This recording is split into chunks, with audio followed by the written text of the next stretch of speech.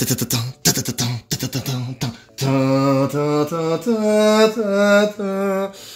avez reconnu le Chevalier Noir, Batman, sur Gotham City, avec, comme on peut le remarquer, la lumière qui s'illumine sur Gotham City.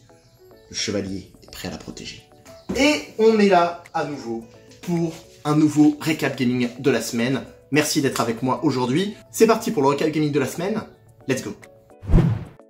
Microsoft a réservé récemment un logo pour sa future Xbox Series X. Celui-ci est représenté par un X dont une branche coupe l'autre avec un Series sur le côté gauche. Ce logo servira-t-il de logo officiel pour la console ou sera-t-il présent sur les jaquettes de jeux de la Xbox Series X? Dans tous les cas, nous devrions en savoir plus prochainement. D'ailleurs, Phil Spencer, responsable de la branche Xbox, a indiqué sur les réseaux sociaux que Xbox a évalué les plans pour partager des informations régulièrement sur la Xbox Series X jusqu'au lancement et qu'il prévoit de continuer à montrer des choses, la prochaine étape étant les jeux. Cela ne devrait donc plus trop tarder avant que les jeux de la Xbox Series X soient dévoilés et que nous voyons enfin ce que la console de Microsoft propose comme graphisme next-gen.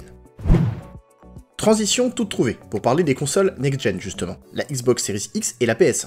Lors d'une interview avec le site VGC, spécialisé dans les jeux vidéo, concernant les SSD des consoles, Marcus Lehto, co-créateur du jeu Halo, a expliqué que le SSD des consoles fera une énorme différence. Cela ouvrira la porte à un contenu plus vaste, qui peut être diffusé beaucoup plus rapidement. Les joueurs n'attendront pas sur les écrans de chargement, et les studios de développement n'auront pas à cacher les chargements derrière des cinématiques et ce genre de choses. Cela aidera simplement à rendre les choses beaucoup plus naturelles et fluides pour le joueur en ce qui concerne leur expérience sur ces consoles. Le co-créateur de Halo indique par ailleurs que l'une des choses qui est vraiment difficile en ce moment, c'est de gérer les consoles actuelles. Il précise que développer sur celles-ci, c'est comme développer sur des machines de l'âge de pierre. C'est difficile, et pour les joueurs sur les prochaines consoles next-gen, cela devrait enfin signifier la fin des chargements cachés derrière de longs couloirs. Concernant les sorties de la Xbox Series X et de la PS5, le confinement mondial actuel et la crise sanitaire qui l'accompagne peuvent avoir un impact sur la date de sortie des consoles, même si Sony et Microsoft ont confirmé leur volonté de faire sortir les consoles à la fin de l'année 2020. Ce qui n'empêche pas certains éditeurs comme Ubisoft de s'adapter. Ainsi, Yves Guillemot, président d'Ubisoft, a déclaré via un article du New York Times qu'Ubisoft ne voit pas d'impact significatif sur leur propre échéancier, mais ils sont en contact avec les différents constructeurs, et s'il est nécessaire de s'adapter afin de faire ce qui est le mieux pour eux et pour les joueurs, Ubisoft le fera.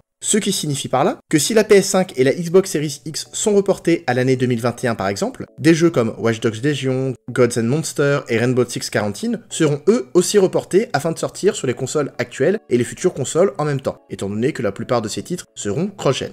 Eh bah dis donc, j'ai vraiment hâte de fou que ces consoles sortent. Et vous?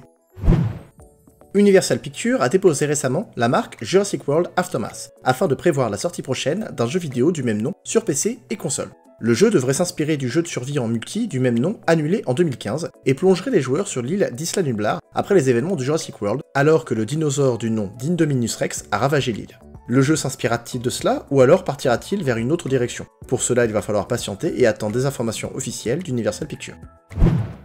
Légère news autour de mon manga préféré, Dragon Ball Z, et surtout autour de Dragon Ball Fighters. 5 persos additionnels sont prévus avec le Season Pass 3 du jeu. La première à s'être dévoilée en février 2020 n'est autre que Kefla, et les fans attendent avec impatience l'arrivée prochaine de Goku Ultra Instinct. Bandai Namco Games a donc diffusé des nouvelles images du futur combattant. Celles-ci sont splendides et montrent un peu plus un dramatique finish qui se déclenche uniquement quand Goku Ultra Instinct affronte et bat Kefla. Comme dans Dragon Ball Super, Sangoku va éviter le gigantic burst de Kefla afin de finir le combat par une attaque rapprochée. La date de sortie de Goku Ultra Instinct en DLC n'a pour le moment pas été communiquée.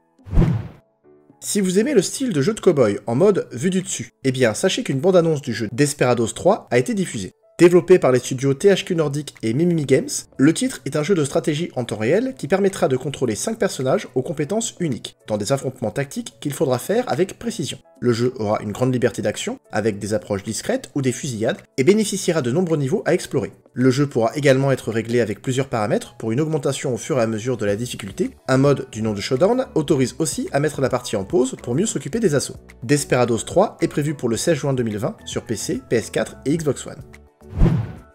Le studio Guerrilla Games, qui a entre autres travaillé sur Horizon Zero Dawn, a publié la semaine dernière une nouvelle offre d'emploi afin d'embaucher un scénariste spécialiste des RPG en monde ouvert. Il est donc fort probable que le studio travaille sur un potentiel Horizon Zero Dawn 2. De plus, le site VGC, spécialisé dans les jeux vidéo, indique de son côté que ses sources lui ont confirmé que le jeu est bien en développement et qu'il serait même question d'une trilogie. Le développement de Horizon Zero Dawn 2 aurait débuté en 2017, pour de base sortir sur PS4, mais le jeu aurait été retravaillé afin de devenir une exclusivité PS5. Horizon Zero Dawn 2 aurait une dimension gigantesque avec un univers plus grand et plus détaillé, avec beaucoup plus de possibilités d'exploration. Un mode coop serait également compris, mais on ne sait pas si cela sera inclus dans le mode histoire du jeu ou si ce sera un mode à part. Horizon Zero Dawn 2 serait donc prévu sur PS5 à une date inconnue à ce jour. Voilà pour les petites news vidéoludiques de la semaine. N'hésitez pas à liker et à commenter la vidéo, vous le savez, ça me ferait extrêmement plaisir, et n'hésitez pas également à vous abonner si ce n'est pas déjà fait. On se retrouve la semaine prochaine pour un nouveau recap gaming. C'était votre gamer Mike. Salut!